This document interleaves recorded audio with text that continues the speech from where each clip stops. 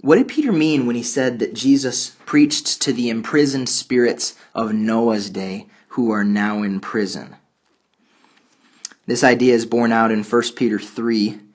So let's just let the Bible be our guide as we seek to answer that question. So he says, starting in verse 18, he says, "For Christ also suffered," because the previous verses he'd been talking about how we need to be suffering with Christ. Because he says, "For Christ also suffered once for sins, the righteous for the unrighteous." So that's Christ is the righteous, and he suffered for the unrighteous, who is you and I, us. And he did it that he might bring us to God. We needed to be reconciled.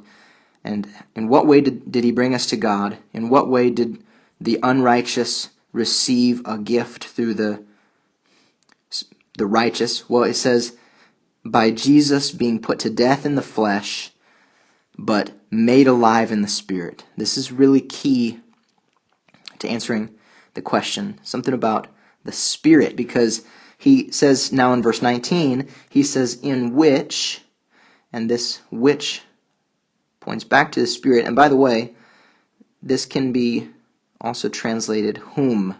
You might have a version that translates it that way, and I think that's clearer.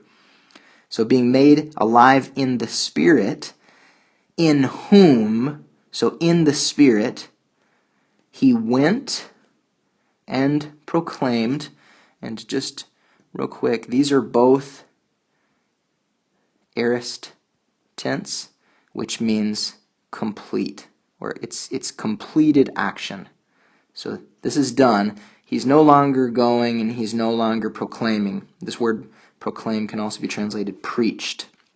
He's no longer going and he's no longer preaching. But it does say that he did go and he did preach in the Spirit, because it says, but he was made alive in the Spirit, in whom he went and proclaimed to the Spirit. So in some way, Jesus in the Spirit went and proclaimed to the spirits who are in prison. They're not out of prison. They're still in prison right now. And then why are they in prison? Because they formerly did not obey. When did they not obey? Well, he says, when God's patience waited in the days of Noah. So in the days of Noah, according to this text, is when Jesus went and when he proclaimed to these spirits who are in prison. While the ark, so it was during the days of Noah, while the ark was being prepared. So the preaching and the proclamation and Jesus going to them happened during the days of Noah, and it happened somehow in the Spirit up here. That's how he went to them. Now to answer how, earlier in Peter's Gospel, I went the opposite direction there for a second. Or excuse me, not in Peter's Gospel, in Peter's Epistle, in chapter 1, Peter says, concerning this salvation that was made possible for the unrighteous, for you and I, the same one, concerning this salvation, the prophets who prophesied.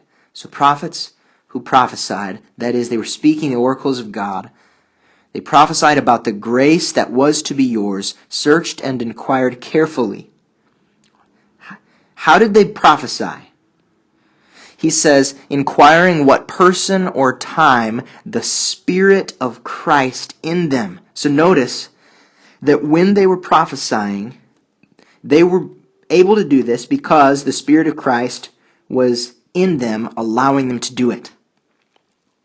So I would say, when we see that Jesus went and proclaimed in the Spirit to the spirits who were in prison, and this happened during the days of Noah, then it was probably that Noah was one of these prophets who was prophesying with the Spirit of Christ within him.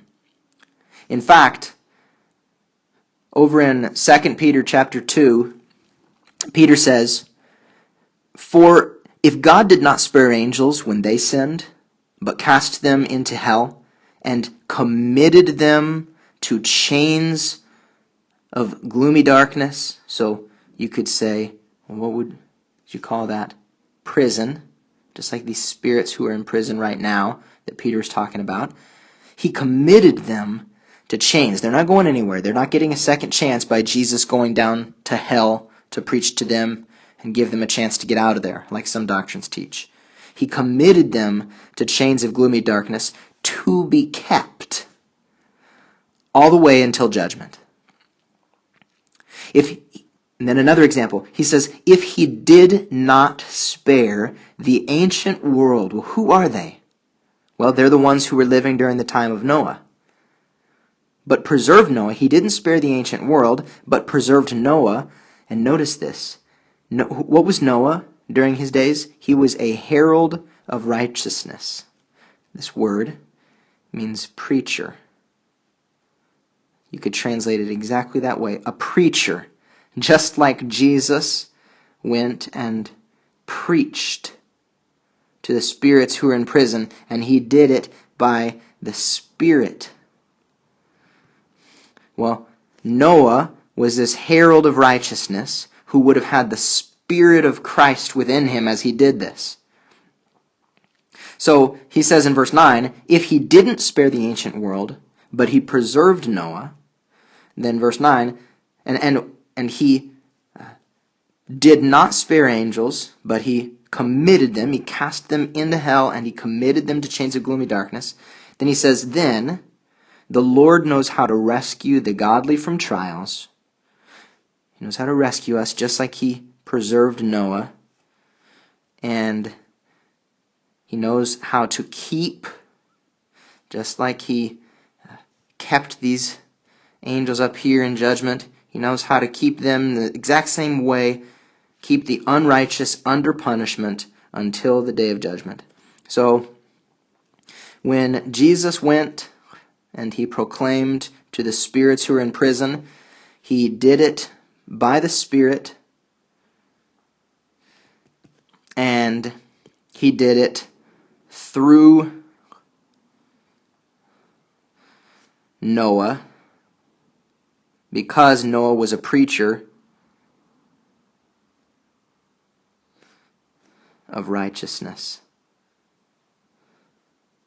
So, that's how Jesus preached to them. Everybody has a chance. Everybody throughout time had Jesus preach to them in one way or the other. I hope that these things are beneficial for your spiritual growth, and I hope that maybe it's answered a question that you might have had about the Bible. May God bless you.